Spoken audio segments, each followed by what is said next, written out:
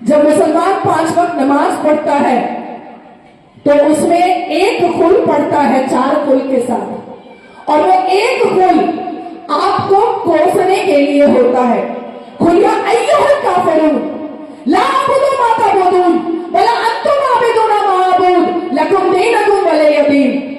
इसका मीनिंग तो आपको नहीं पता होगा, इसलिए आप लोग सोच लेते हैं अरे कोई नहीं, क्या कठमुल्ला है तो क्या हुआ, हम तो भाईचारे निभा ही सकते हैं। लेकिन वो 5 वक्त के नमाज में जब एक कुल काफिरून पढ़ता है तो उसका अर्थ निकलता है खुलिया अय्युहल काफिरून, ए अल्लाह के मानने वालों कह दो काफिरों से। और काफिर कौन है? काफिर आप हैं, क्योंकि आप अभी भी चंद्रमा की पूजा कर रहे हैं, आप अभी भी सूर्य की पूजा कर रहे हैं, आप अभी भी धरती की पूजा कर रहे हैं, आप अभी भी भगवान शिव की पूजा कर रहे हैं, आप अभी भी भगवान हनुमान की पूजा कर रहे हैं, आप अभी भी परिक्रमा कर रहे हैं, आप अभी भी यमुना मैया बोलते हैं, आप अभी भी गंगा मैया बोलते हैं। और जब तक आपके हृदय से, आपके दिमाग से ये सारे देवी देवता और भगवान मुसलमान निकाल नहीं देता और उस नसों में, उस दिमाग में, उस हृदय में अल्लाह और रसूल को भर नहीं देता, तब तक उसका जिहाद मुकम्मल नहीं होगा, नहीं होगा।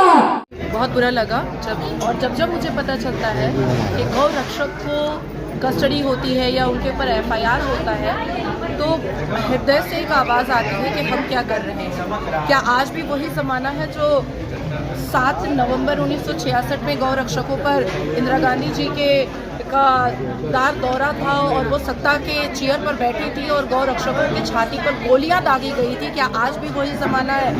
लेकिन मुझे शिकायत शासन या प्रशासन से नहीं है, because law always take its own course. Judiciary को हमें मानना पड़ेगा। संविधान, हम संवैधानिक लोग हैं, संविधान का उल्लंघन वो करते हैं जो लुंगी छाप होते हैं, तो हमें तो संविधान के को लेकर चलना पड़ेगा। लेकिन बात यह है कि आखिर हिंदू कहाँ सोया है?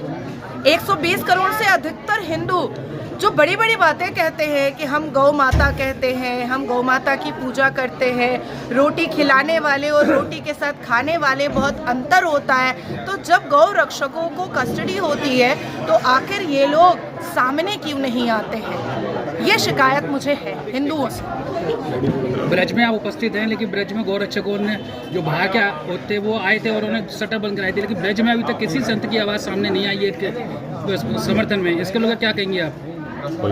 देखिए, मुझे ऐसा लगता है कि धर्म को बचाने की जिम्मेदारी अब संतों को अपने हाथ में ले लेनी चाहिए, क्योंकि देश तभी बचेगा जब धर्म बचेगा। जिस हिसाब से पश्चिम बंगाल में 6 दिसंबर को बाबरी मस्जिद की नींव रखने की बात घोषणा की जा रही है, वो भी ममता बनर्जी के विधायक और करीबी विधायक हुमायूं कबीर कर रहे हैं, जिस हिसाब से लाल किला पर आतंकवादियों के द्वारा बम फोड़े जा रहे हैं, जिस हिसाब से पाकिस्तान से आवाज़ आ रही है कि 6 दिसंबर को 6 जगह बम फोड़े जाएंगे, 6 दिसंबर बाबरी मस्जिद का एक रिवेंज और वेंडेटा निकाला जाएगा।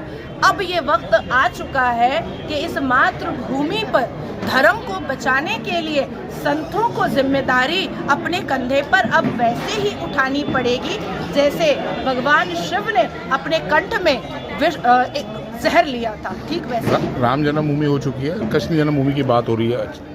हमने तो हमेशा आवाज़ लगाई और मैं तो बहुत छोटी थी तब से बोलती थी, अयोध्या तो बस झांकी है, काशी मथुरा बाकी है। मैं बहुत छोटी थी, मुझे लगता है कि मैं 11-12 साल की थी, तब से मैं ये स्लोगन बोलती थी और मेरी दादी अम्मी बड़े गुस्सा करती थी, तुम्हें क्या मतलब है? तो आप सिर्फ अयोध्या का और काशी और मथुरा, संबल, ज्ञानवापी, ताजमहल, इसके बारे में हम बात नहीं कर रहे। मैं ऐलान दे रही हूँ कि जितनी भी मंदिरें मुगलों ने लूटी हैं, जितनी भी मंदिरों को तोड़ करके मुगलों ने मस्जिद बनाया है, हम वो सब वापस लेंगे।